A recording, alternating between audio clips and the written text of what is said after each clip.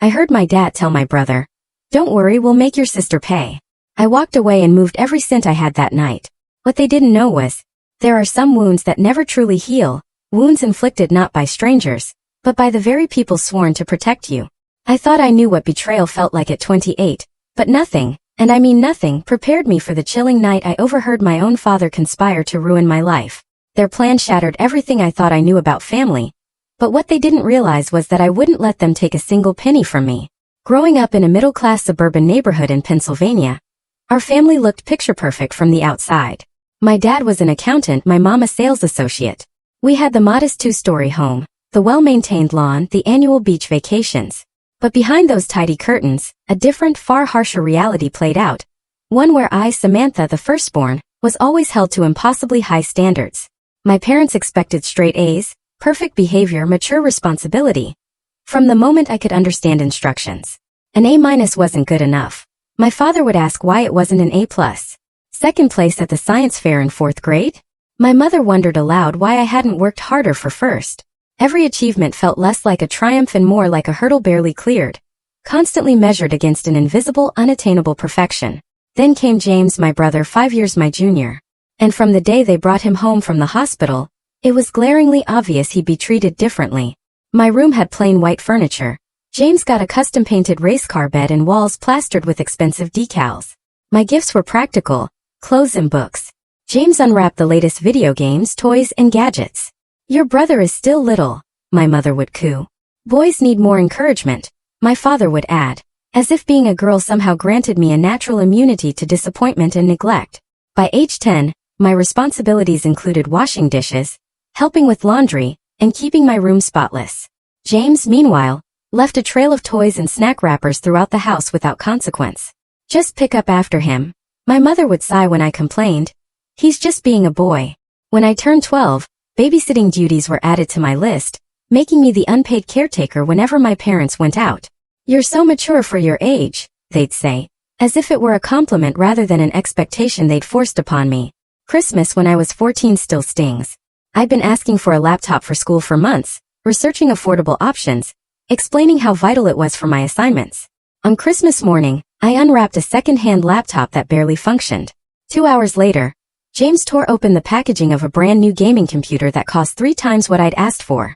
"Your brother needs it for his games," my father explained, seeing my crestfallen face. "And you know those games help with hand-eye coordination and problem-solving. What about my education? What about my needs?" These questions screamed in my head, but I knew better than to ask. I already knew the answers. At 16, I got my first job at a local grocery store, working weekends and summer breaks. Not because I wanted to, but because I had to. I watched James receive generous allowances for simply existing, while I worked 20 hours a week just to afford the basics my parents provided freely to him. "It builds character," my father would say, patting my shoulder, as if forcing me into early adulthood was a favor. High school only amplified the disparities. When I needed money for a school trip to Washington, D.C., my parents told me to use my savings. 6 months later, they paid for James to attend a 2-week computer camp that cost twice as much. "Your brother needs these opportunities for his future," my mother explained. Apparently, my future wasn't worth the same investment. This pattern became a grim soundtrack to my life. Every birthday, every holiday, every milestone. James received celebrations and rewards. I received expectations and responsibilities. My achievements were met with nods and quick acknowledgments. His mediocre accomplishments were celebrated with parties and expensive gifts. What truly wounded me wasn't just the material differences, though they were substantial. It was the emotional investment my parents poured into James, leaving me to fend for myself. They attended every one of his soccer games, cheering loudly from the sidelines. But they missed my honor society induction because something came up at work.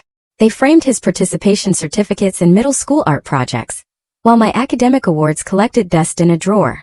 Through it all, I watched James transform from a spoiled child into an entitled teenager. He expected things to be done for him, threw tantrums when told no, and developed a concerning lack of empathy. By 18, he could barely do his own laundry or prepare a simple meal. My parents just laughed it off as typical boy behavior, continuing to coddle him.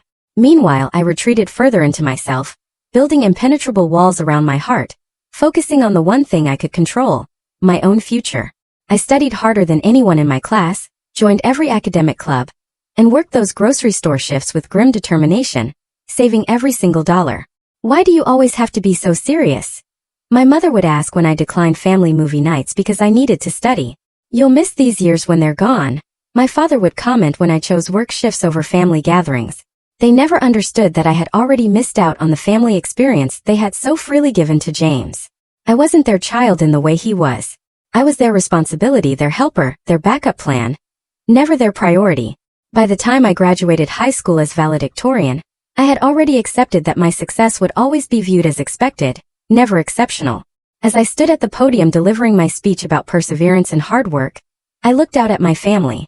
My parents were there, of course, but I caught them nudging James to pay attention, rather than watching me with pride. That night, as relatives and neighbors congratulated me, I made a silent, steely promise to myself.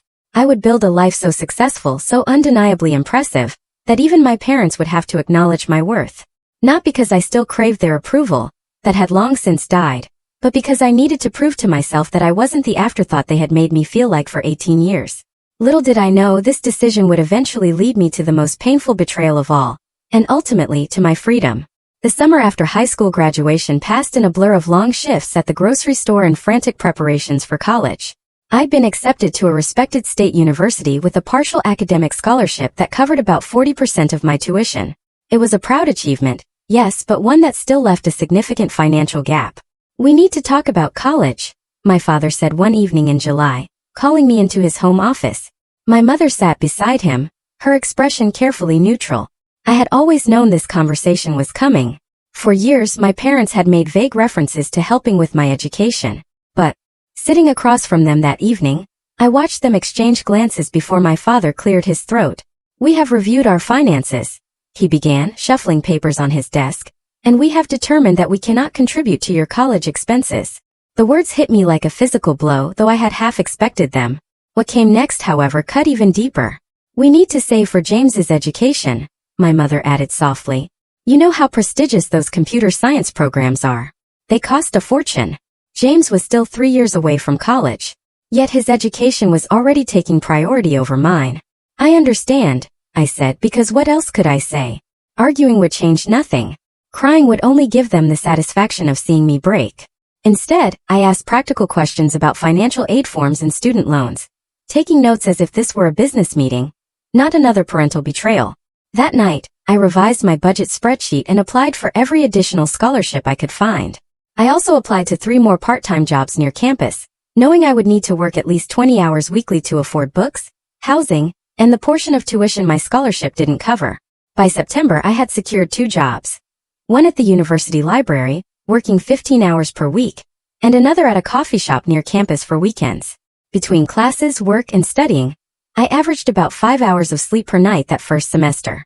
My tiny dorm room became my sanctuary, the first space that was truly mine. I decorated it minimally with secondhand finds, focusing on creating a peaceful environment for the little time I actually spent there. My roommate, Alyssa, quickly became a friend, often expressing concern about my punishing schedule. "You can't keep this up for 4 years, she warned me one night when she found me studying at 3 o'clock in the morning after a closing shift at the coffee shop. "Watch me," I replied, not looking up from my textbook. The exhaustion was real. There were mornings I could barely drag myself out of bed.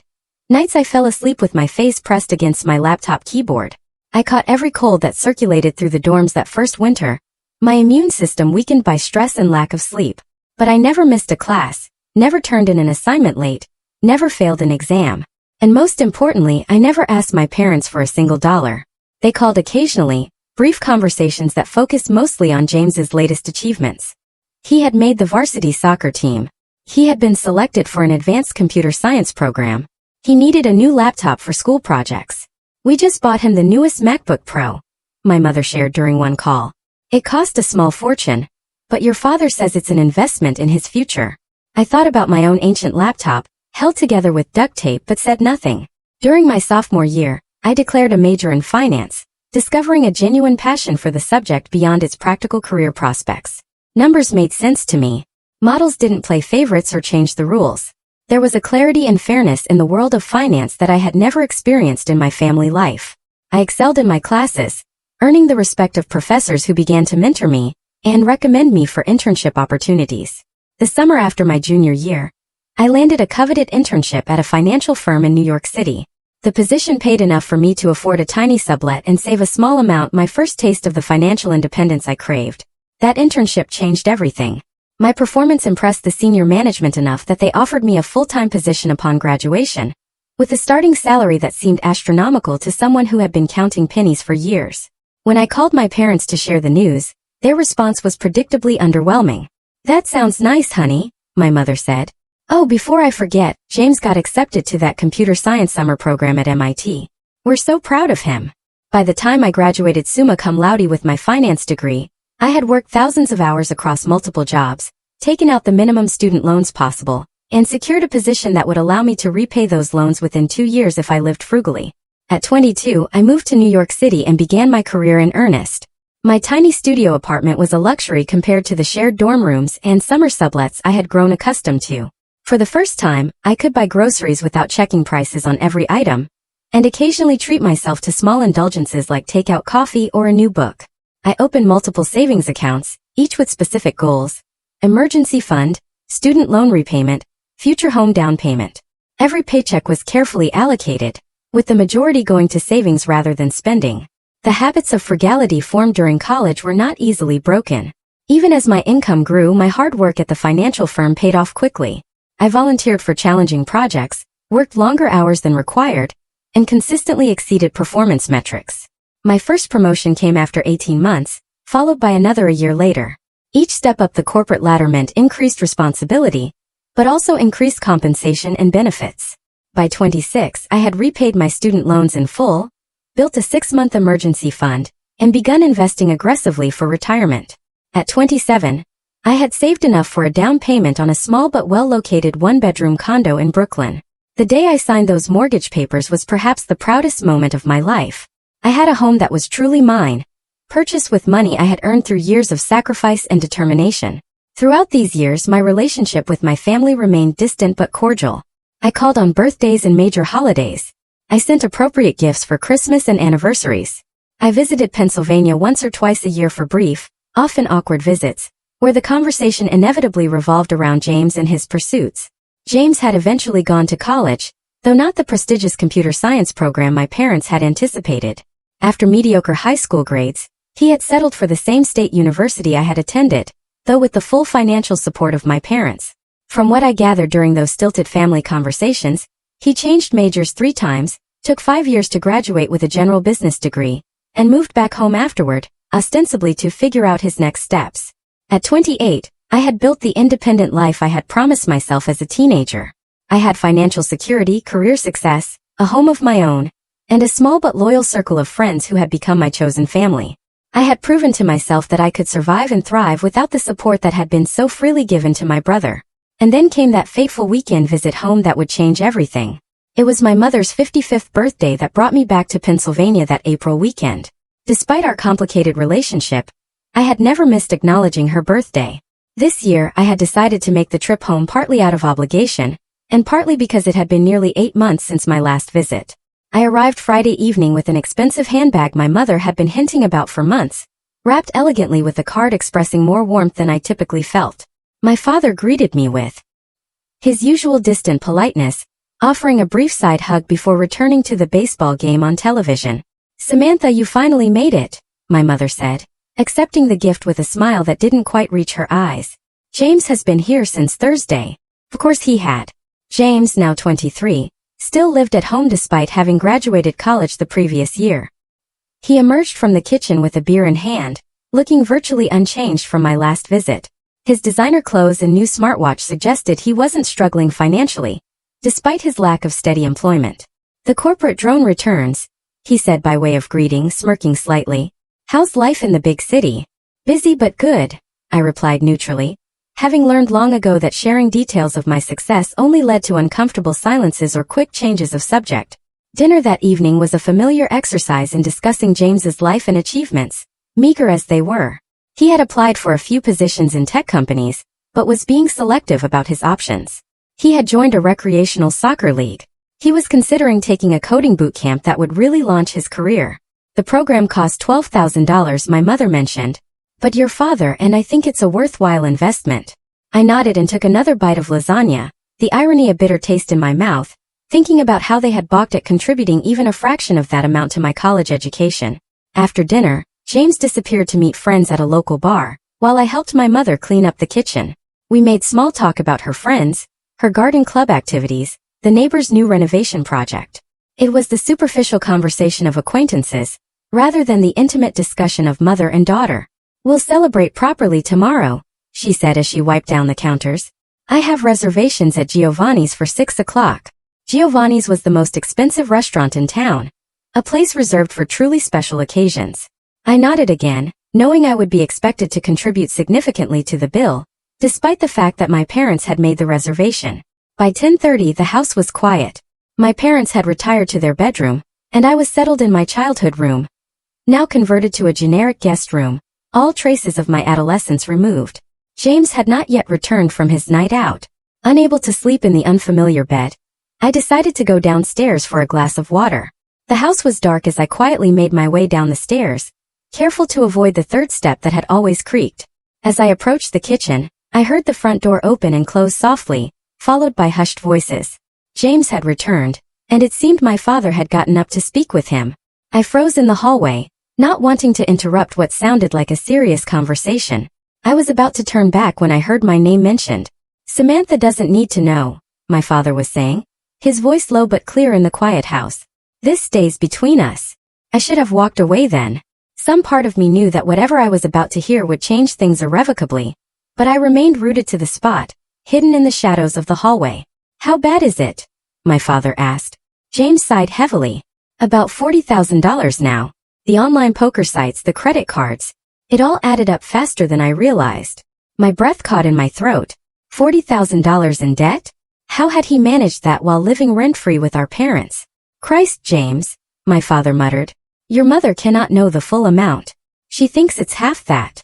I know, James replied, his voice taking on that wheedling tone I recognized from childhood when he wanted to avoid consequences. "I messed up, Dad, but I've learned my lesson, I swear." There was a long, heavy pause before my father spoke again. "Listen, don't worry. We will make your sister pay for everything." The words hit me like a physical blow. A cold, nauseating wave washed over me. I pressed myself against the wall, hardly daring to breathe. "Samantha?" James asked, sounding confused but not opposed. "How?" "She has that fancy job in New York, that condo. She has money," my father continued, his voice hardening with something akin to resentment. "And she owes this family after all we have done for her." All they had done for me? My mind reeled at the sheer audacity, the cold calculation of it all. "We'll tell her we want to start a family business," my father explained, his voice taking on the confident tone he used when outlining a plan. "Something about investing in property or a franchise opportunity. Something that sounds legitimate enough that she'll want to be part of it." "You think she'll just give us $40,000? James sounded skeptical. "Not give. Invest," my father corrected, a predatory gleam in his voice. "We'll have her take out a loan in her name. With her credit score and income, she'll easily qualify. We'll promise her returns, partnership. Whatever it takes." I felt physically ill. They were planning to defraud me, to saddle me with debt, to bail out James from his gambling addiction and irresponsible spending. What if she asks to see business plans or wants to consult her financial advisors? James asked. My father chuckled, a dry, dismissive sound that made my skin crawl. "You know your sister. Always so desperate for family approval. We'll tell her this is her chance to finally be part of something important with the family. That emotional angle will cloud her judgment." I heard footsteps on the stairs then, and my mother's voice joined the conversation. "What are you two discussing so late?" she asked, her tone suggesting she already knew. "Just talking through the plan for Samantha," my father replied. "Oh," my mother said, her voice dropping. "Has James told you about the additional credit card?" "Yes." My father sounded resigned. $40,000 total. My mother sighed. "Well, Samantha has an obligation to help her brother. Family helps family. She's done well for herself, and it's time she contributed back." "Exactly," James agreed, his voice suddenly animated. "She's always going on about her job and her condo. She can afford it. She'll be here all weekend," my father said. "I'll bring up the business idea tomorrow after dinner. Plant the seed. We can work on her over the next few months. Have her sign the loan papers by summer. She always wants to feel included," James added with a laugh that made my stomach churn. She'll probably jump at the chance to finally be part of the family business. I had heard enough. Moving as silently as possible, I retreated up the stairs and back to the guest room, closing the door without a sound. I sat on the edge of the bed, my hands trembling as the full impact of what I had just heard washed over me. My family. The people who should have protected me were instead plotting to use me, to burden me with debt, to rescue my brother from his self-created financial disaster. They were discussing it so casually, so confidently, as if my exploitation was their inherent right. I thought of all the years I had worked multiple jobs, the nights I had gone to bed hungry to save money, the countless sacrifices I had made to build financial security for myself. And they planned to take it all away with one manipulative scheme. In that moment, something broke inside me. The last lingering hope that my family might someday see my worth, might someday treat me with the same care they had always shown James vanished completely. As I sat in the dark room that no longer held any traces of my childhood, I knew with absolute certainty what I needed to do. I did not sleep that night. How could I, knowing what I now knew? Instead, I sat cross-legged on the guest room bed, my laptop open, and methodically worked through what needed to be done. My mind felt strangely calm, operating with a clarity that comes only in moments of crisis. The shock and hurt were there, lurking beneath the surface, but I pushed them aside to focus on protecting myself. First, I reviewed my financial situation. My savings were substantial, but spread across multiple accounts. My investments were doing well, but would incur penalties if liquidated early. My condo had built equity, but accessing it would require refinancing. I needed to ensure everything was secure and inaccessible to my family. Next, I considered the personal aspect. The finality of what I was about to do weighed heavily on me. This would not be a temporary distance or a cooling-off period. This would be a fundamental severing of family ties. Was I prepared for that? I thought about my childhood, the countless instances of favoritism, the dismissal of my achievements, the constant expectation that I would fend for myself while James received everything. I thought about college, working myself to exhaustion while my parents funded James's education without question. I thought about all the birthdays and holidays where my gifts were practical afterthoughts, while James received exactly what he wanted. And now the ultimate betrayal. Planning to saddle me with debt to cover his gambling losses and extravagant spending, using my desire for family connection against me. Yes, I was prepared to cut ties. I had already been alone in all the ways that mattered for most of my life. I opened my bag and quietly gathered the few belongings I had brought for the weekend. I repacked my toiletries, folded my clothes, and zipped my suitcase without making a sound. I left my mother's birthday gift on the dresser. Despite everything, I wouldn't take back a gift once given. On a hotel notepad I had brought from my last business trip, I wrote a brief note. Had an emergency at work. Had to return to New York immediately. Happy birthday, Mom. No apology, no elaboration. They would assume I had left in the morning, giving me valuable hours before they realized I was gone. Then I settled in to wait. I needed the house to be deeply asleep before I made my move. At 2:30 in the morning, I finally heard James return from wherever he had gone after his conversation with our parents. His heavy footsteps passed my door, followed by the sound of his bedroom door closing and locking. By 3 o'clock, the house was silent, except for my father's distant snoring. I picked up my suitcase, slipped my feet into my shoes, and eased the guest room door open. The hallway was dark, but I knew this house well enough to navigate without light. I crept down the stairs, avoiding the creaky third step, and made my way to the front door. For a moment I paused in the entryway, looking back at the darkened house that had never truly been a home to me. This would likely be the last time I stood here. The thought brought no sadness, only a sense of long overdue liberation. I slipped out the front door, closing it gently behind me. My rental car was parked in the driveway, and I thanked my earlier self for choosing to rent a car rather than letting my parents pick me up from the airport as they had offered. The night was cool and clear as I drove away from my childhood home for the final time. I did not look back in the rearview mirror. I checked into an airport hotel 20 minutes away, choosing a national chain where I could earn points on my credit card. The night clerk barely looked up from his phone as he processed my information and handed me a key card. By 4 o'clock in the morning, I was finally in a clean, anonymous hotel room, ready to execute the next phase of my plan. I opened my laptop and logged into my primary bank account. I transferred most of the balance to a secondary account at a different bank, one my parents did not know existed. I left just enough in the primary account to avoid fees. Next, I called the 24-hour customer service line for my credit cards. I reported that I suspected potential fraud attempts might be made in my name and requested additional security measures. For my main card, I requested a complete freeze on new charges until further notice, claiming I had lost my wallet. This would result in a replacement card being sent to my New York address, making my current card unusable. I emailed my financial advisor requesting an urgent video call the following day to review my entire portfolio and increase security measures on all accounts. I was vague about the reasons but emphasized the urgency. Then I composed an email to my boss explaining that I needed to take Monday and possibly Tuesday as emergency personal days. I had ample vacation time saved, and my team could handle my projects for a few days. Finally, I searched for an attorney in New York who specialized in financial security and identity protection. I found a highly rated firm that offered weekend consultations and sent a detailed inquiry through their website. By the time I finished, morning light was filtering through the hotel curtains. I was exhausted but still too wired to sleep. I ordered room service breakfast and sat by the window, watching the sunrise as I contemplated the new reality I had created overnight. My phone began buzzing around 9 a.m. First a text from my mother, asking where I had gone, then another more concerned, then calls first from her, then from my father. I silenced the notifications without reading or listening to their messages. Around 11 o'clock, I checked out of the hotel and headed to the airport. I had changed my flight to the earliest available, paying the change fee without hesitation. As I waited at the gate, I finally allowed myself to process what had happened. The hurt was profound, a physical ache in my chest that made it difficult to breathe. Not because I had lost something I had, but because I had finally accepted I never had it to begin with. My family had never seen me as someone to love and protect, only as a resource to exploit. I boarded my flight to New York with a strange mix of grief and determination. By the time the plane touched down at LaGuardia, I had made peace with my decision. I would protect myself because no one else ever had.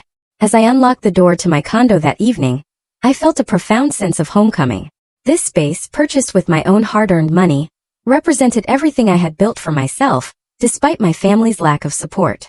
I dropped my suitcase in the entryway and moved through the familiar rooms, touching furniture and belongings that were truly mine.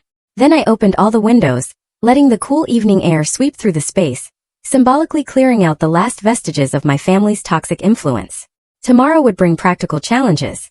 Meetings with financial advisors and attorneys, security measures to implement, a new life to build.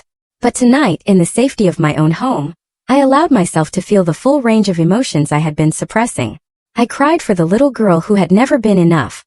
I cried for the teenager who had worked herself to exhaustion trying to earn love that should have been freely given. I cried for the young woman who had achieved remarkable success only to have her family view it as an opportunity for exploitation. And then as the tears subsided, I felt something unexpected: relief. The constant effort of seeking approval from people incapable of giving it had been exhausting. Now that I knew the truth beyond any doubt, I could finally stop trying. That night, I slept more soundly than I had in years, my subconscious recognizing before my waking mind that I had finally freed myself from a lifetime of emotional debt. Sunday morning brought 27 missed calls and 43 text messages from my family. I scrolled through them without reading, then deleted the entire conversation thread. I needed clarity and distance to execute my plan, and their words would only cloud my judgment with emotion. My father had also sent 3 emails, the subject lines growing increasingly urgent. Where are you? Then family emergency discussion needed, and finally, call home immediately. I deleted those 2. By noon, I had spoken with my financial advisor, who was alarmed by my situation, and immediately recommended additional security measures for all my accounts. We set up verbal passwords, removed my parents as emergency contacts, and discussed the possibility of placing a freeze on my credit to prevent unauthorized loans being taken out in my name. This is unfortunately more common than you might think, she told me. Family financial exploitation accounts for billions in losses each year. You were right to act quickly. The attorney I had contacted responded to my inquiry and agreed to a video consultation that afternoon. She specialized in cases of family financial abuse and identity theft prevention. For 90 minutes, she outlined a comprehensive strategy to protect my assets and establish legal boundaries with my family. Document everything, she advised. Save any communications where they discuss this business opportunity. Record conversations if legal in your state. The more evidence you have of their intentions, the better protected you will be. She also recommended filing reports with financial institutions and credit bureaus, creating a paper trail that would make it difficult for anyone to open accounts or take loans in my name without extensive verification. By Sunday evening, I had implemented most of her recommendations and felt more secure in my financial position, but I knew the emotional confrontation still lay ahead. Monday morning, I took the personal day I had requested and continued securing my finances. I transferred investment accounts to new institutions, changed all my passwords, and set up two-factor authentication on everything. I updated my will, removing my family members as beneficiaries and designating charitable organizations instead. At noon, my brother texted, "Mom is really upset. What the hell is wrong with you?" I did not respond. By Monday evening, the calls had escalated to include extended family. My Aunt Linda, my father's sister, left a voicemail expressing concern about my sudden disappearance and asking me to call her back. My cousin Michael sent a text asking if I was okay. I responded briefly to him, saying I was fine but dealing with a personal matter and would explain later. Tuesday morning, I returned to work, throwing myself into projects that required full concentration. My colleagues noticed my subdued mood, but I deflected questions with vague references to family stress. By the end of the day, I felt almost normal, the familiar routine of work providing a welcome distraction. That evening, I decided it was time to address the situation directly. I couldn't run forever, and I needed closure to fully move forward. I texted my parents. "I will call at 8 p.m. Please have James there too." At 8 o'clock sharp, I initiated a video call from my home office, a space that made me feel professional and in control. My parents appeared on screen immediately, their faces tight with anger and confusion. James joined a moment later, looking annoyed at being included. "Samantha, what on earth is going on?" my mother began. "You left without saying goodbye on my birthday weekend. Do you have any idea how embarrassing that was when our guests arrived Saturday evening?" Of course, her first concern was social embarrassment, not my well-being. "I had an emergency," I said evenly, not elaborating on the lie in my note. "You could have called," my father said. "We've been worried sick." I looked directly into the camera, my voice steady. "I overheard your conversation with James Friday night."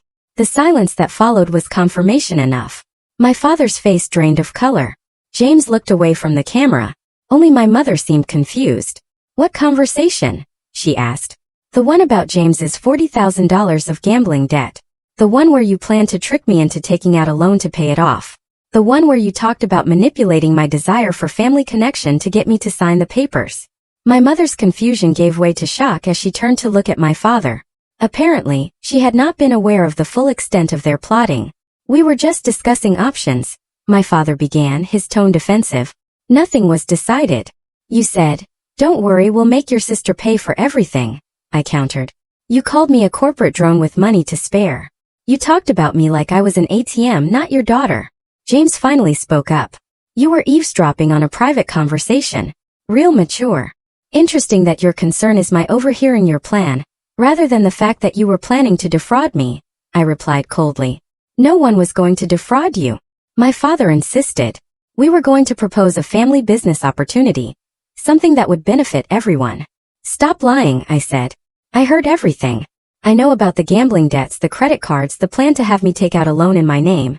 I know you intended to manipulate me by using my desire for family approval against me." My mother began to cry. Whether from genuine distress or manipulative performance, I couldn't tell.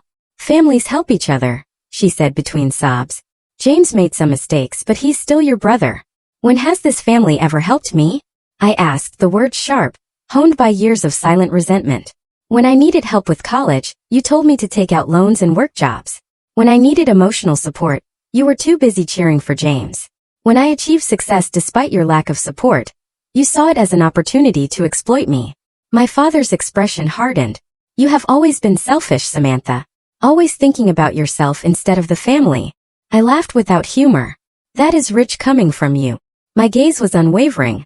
"Let me make something perfectly clear. I will never give James a penny of my money.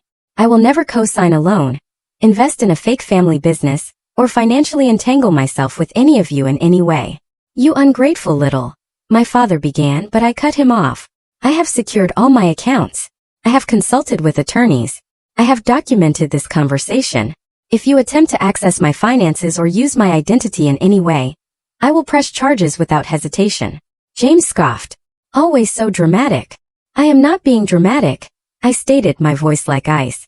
"I am protecting myself from the people who should have protected me, but instead saw me as a resource to exploit. What will people think when they hear how you have abandoned your family?" My mother asked, her voice rising. "What will we tell everyone? Tell them whatever you want, I replied. But know that if you spread lies about me, I will tell the truth about you. All of it. The lifelong favoritism, the financial neglect, and now this attempt to saddle me with debt to cover James's gambling addiction. You wouldn't dare, my father said, his face contorted in disbelief. Try me, I challenged. I have nothing to lose. You made sure of that by never giving me the family support I deserved. The call descended into chaos with James cursing, my father threatening, and my mother crying louder. I remained calm, watching their reactions with a detachment that surprised even me. This conversation is over, I said finally. Do not contact me again unless you are ready to apologize and accept that I will never provide financial assistance to any of you. I ended the call before they could respond, then sat in silence, processing what had just happened. I had said my piece. I had established boundaries. I had stood up for myself, perhaps for the first time in my life. My phone immediately began buzzing with calls and texts, but I ignored them all. Instead, I opened my laptop and wrote a detailed account of the conversation while it was fresh in my memory, saving it to the folder of documentation my attorney had advised me to maintain. Then, I blocked my family's numbers and email addresses. It was a temporary measure, giving me space to breathe and think without their constant attempts to manipulate me. I could always unblock them later if circumstances changed. That night, I slept fitfully, my dreams filled with arguments and accusations. But when I woke the next morning, I felt stronger, more centered. The confrontation had been necessary. A lance to drain a festering wound that had been poisoning me for years. I was ready to begin healing. Within days of our confrontation, the fallout began. My father's sister, Aunt Linda, called to tell me how disappointed she was in my selfish behavior. My mother's brother wanted to know why I was abandoning the family during a difficult time. Cousins I had barely spoken to in years suddenly had strong opinions about my character and choices. It became clear that my parents had wasted no time spreading their version of events. Ungrateful daughter refuses to help brother in need, then cuts off all contact with loving family who had given her everything. At first, I attempted to explain my side briefly, but the responses made it clear that minds were already made up. Family loyalty ran deep, and few were interested in considering that the people they had known for decades might be capable of such manipulation. After a week of draining conversations that went nowhere, I decided on a different approach. I drafted a detailed email laying out the facts of my childhood, my self-funded education, and the conversation I had overheard. I didn't embellish or exaggerate. The truth was damning enough. I sent this email only to the family members I truly cared about.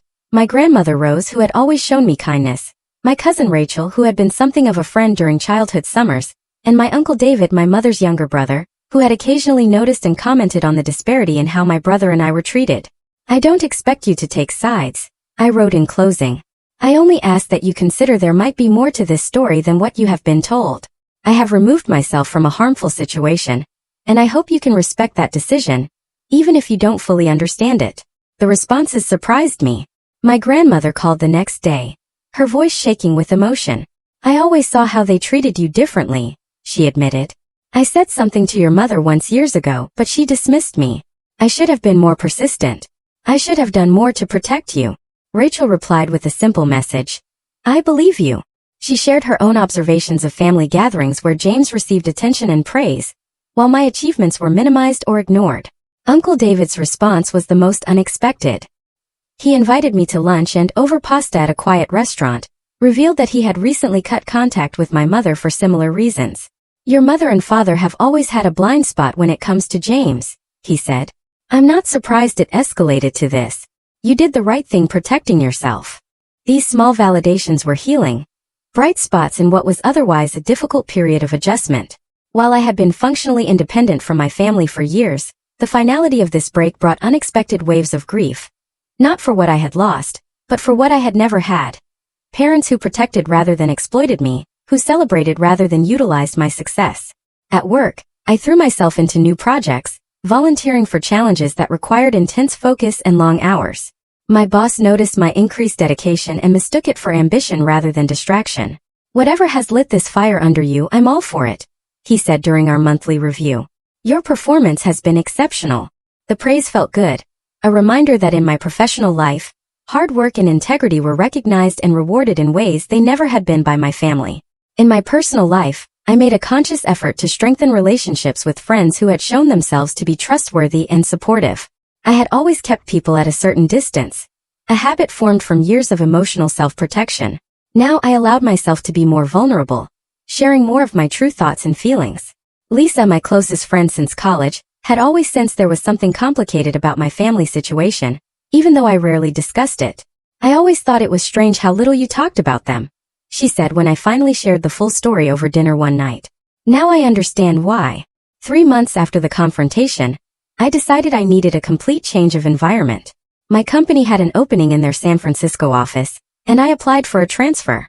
The move would mean a lateral shift rather than a promotion, but the opportunity to build a life in a new city, thousands of miles from my past, was too appealing to ignore. When my transfer was approved, I sold my condo for a modest profit and prepared to relocate to the West Coast. The process of sorting through my belongings, deciding what to keep and what to discard, became a metaphor for the emotional work I was doing. Old mementos from my childhood and family went into a box that I stored rather than displayed, not discarded completely, but no longer taking up space in my daily life. San Francisco offered a fresh start. I found a bright apartment with a view of the bay, joined a hiking club to explore my new surroundings, and established a routine that prioritized both professional growth and personal well-being. In my new city, I also found an unexpected resource, a support group for adults from dysfunctional families. The first meeting was uncomfortable, sitting in a circle with strangers, admitting aloud that the people who should have loved me most had instead seen me as a resource to exploit. But as others shared their stories, I recognized patterns and feelings that mirrored my own. The relief of being truly understood was profound. Week after week I returned, gradually opening up more about my experiences and listening as others did the same. Through the group I met Aiden, whose parents had remortgaged their house in his name without his knowledge, and Taylor, whose mother had systematically turned family members against her when she refused to continue funding her mother's extravagant lifestyle. Their stories were different from mine in details, but similar in essence. Family members who viewed love as transactional, care as conditional. "The hardest part," Taylor said during one session, "is accepting that they will never be the parents you needed them to be. That no matter what you do, how successful you become, how perfectly you behave, they will never see you clearly or love you properly." Her words resonated deeply. I had spent decades trying to earn the love and approval that should have been freely given, believing that if I just worked harder, achieved more, proved my worth more convincingly, my parents would finally see me as they saw James. Accepting that this would never happen was both devastating and liberating. Around the 6-month mark of my new life in San Francisco, I received an email from my cousin Michael. "Thought you should know," he wrote. "James filed for bankruptcy last week. Your parents have been telling everyone they had to cash out their retirement accounts to help him." I felt a complex mix of emotions, vindication that the financial disaster I had narrowly avoided had indeed come to pass, sadness for my parents who had enabled James to the point of their own financial ruin, and a small petty satisfaction that justice in its own way had been served. But mostly I felt grateful. Grateful that I had overheard that conversation. Grateful that I had acted quickly to protect myself. Grateful that I had found the courage to break free from the toxic family dynamic that had defined much of my life. 1 year after my move to San Francisco, I was promoted to team leader, managing a small group of financial analysts. My apartment had become a home, filled with plants, art I loved, and furniture chosen for comfort rather than status. I had made real friends, people who valued me for who I was, rather than what I could provide. On quiet evenings, I sometimes thought about my family and wondered how they were doing, not with longing or regret, but with the detached curiosity one might feel about distant acquaintances. They had shaped my early life for better and worse, but they no longer determined my happiness or defined my future. I had built something precious, a life entirely my own, free from exploitation and emotional manipulation. It had come at a high cost, but as I watched the sun set over the bay from my window, I knew without doubt that it had been worth it. 3 years passed with remarkable speed. My life in San Francisco developed its own rhythm and richness. I was promoted again, now managing a larger team and handling significant client relationships. My apartment, once a refuge, had become simply home, filled with memories of dinner parties with friends, quiet mornings with coffee and books, and the comfortable routines of a life well lived. I had dated casually, though I approached relationships with caution. The therapist I had begun seeing shortly after moving helped me recognize how my family experiences had shaped my attachment patterns. My tendency to give too much while expecting too little in return. Slowly, I learned to establish healthier boundaries, to recognize my own worth, and to expect reciprocity in relationships. My volunteer work became an unexpected source of fulfillment. Once a month, I taught financial literacy workshops for young women from disadvantaged backgrounds. Helping them understand money management, credit building, and investing gave me a sense of purpose beyond my career success. You explain this stuff like someone who had to learn it the hard way. One participant told me after a session on predatory lending. I did, I replied simply. The contact with my family remained minimal. My grandmother called on my birthday and holidays. Rachel and I exchanged occasional texts and met for coffee when I visited the East Coast for business. Uncle David sent Christmas cards with genuine, thoughtful notes inside. As for my parents and James, I heard news only through these limited family connections. My father had taken a second job after their retirement savings were depleted. My mother had sold most of her jewelry and designer handbags. James had moved to Florida after the bankruptcy, supposedly for a fresh start. I felt no pleasure in their struggles but no responsibility for them either. The boundaries I had established remained firm, a necessary protection for my hard-won peace. And then on an ordinary Tuesday morning, an email appeared in my personal account that stopped me mid-sip of coffee. From James Wilson @mail.com, subject, long overdue. The sender was my brother. I hadn't blocked his new email address when he changed it after moving. For several minutes I simply stared at the notification, debating whether to delete it unread or satisfy my curiosity. Finally I clicked. Samantha, I know you probably have no reason or desire to hear from me. I wouldn't blame you for deleting this without reading, but I hope you will give me 5 minutes of your time. I have been in therapy for the past year, dealing with my gambling addiction and the financial disaster I created. Part of my recovery process is making amends to people I have harmed. You are at the top of that list. What I tried to do to you was inexcusable. There is no justification for attempting to burden you with my debts, or for the years of favoritism that preceded that betrayal.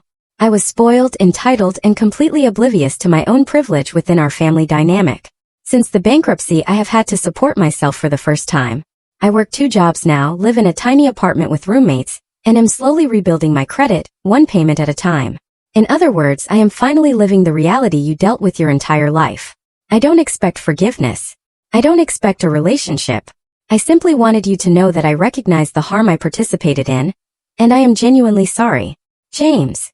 I read the email 3 times, searching for manipulative undertones or hidden agendas. Finding none, I closed my laptop without responding and went to work, turning the message over in my mind throughout the day. That evening, I called my therapist for an emergency session. What do you want to do? She asked after I read her the email. I don't know, I admitted. Part of me thinks responding in any way reopens a door I closed for good reason. And the other part? I considered the question carefully. The other part wonders if people can truly change. If the brother who was willing to defraud me could become someone capable of genuine remorse. Those are both valid perspectives, she said. There is no right answer here. Only what feels right to you, and you don't have to decide immediately. I took her advice and gave myself time to process. For 2 weeks I sat with the email, discussing it in therapy and with close friends whose judgment I trusted. In the end I composed a brief reply. James, thank you for your email. I appreciate the apology and am glad to hear you are working on yourself. I need time to consider what, if any, relationship I might want to have with you in the future. Please respect that boundary. Samantha. His response came within hours. I completely understand. Take all the time you need. I am grateful you responded at all. 3 months later, after further consideration and therapy sessions, I agreed to a video call. The conversation was awkward but surprisingly civil. James looked different. The designer clothes and confident smirk replaced by a simple t-shirt and a more thoughtful expression. He told me about his recovery program, his modest job at a local tech company, and his struggle to establish financial independence. I shared limited information about my life in San Francisco, my career, and my volunteer work. We didn't discuss our parents much, though he mentioned they were still struggling financially and emotionally with the consequences of their choices. They still don't fully understand what they did wrong, he admitted. They see themselves as victims of circumstance rather than creators of their own problems. I nodded, unsurprised. Some people never develop that self-awareness. At the end of the call, we agreed to proceed cautiously. Monthly emails, perhaps another call in a few months. No promises, no expectations, just a tentative opening to see if something healthier might be possible between us as adults. I didn't know if this cautious reconnection would lead anywhere meaningful, or if James's change was temporary or permanent. But I had learned enough about myself to know that I could establish boundaries and walk away again if necessary. The greatest lesson from this 3-year journey was not about family betrayal or financial self-protection, though those were important. It was about the power of creating my own definition of family, of surrounding myself with people who valued me for who I was rather than what I could provide. I had learned that sometimes walking away from toxic relationships, even blood relationships, is the only path to peace. That forgiveness, when it comes, is for your own healing rather than the other person's absolution. That establishing firm boundaries is not selfish, but necessary for well-being. Most importantly, I had learned that my worth was never dependent on my family's recognition of it, that the financial security I had built, the career I had established, the home I had created, and the relationships I had formed were all testament to my own strength and resilience. Sometimes losing a family that was never truly yours is the only way to find the peace you deserve. And sometimes protecting yourself financially is the first step toward protecting yourself emotionally. As I finished the video call with James and closed my laptop, I felt neither elation nor dread, just a quiet certainty that whatever happened next, I would be okay. I had protected myself when no one else would. I had built a life worth living on my own terms, and that, in the end, was the greatest victory of all.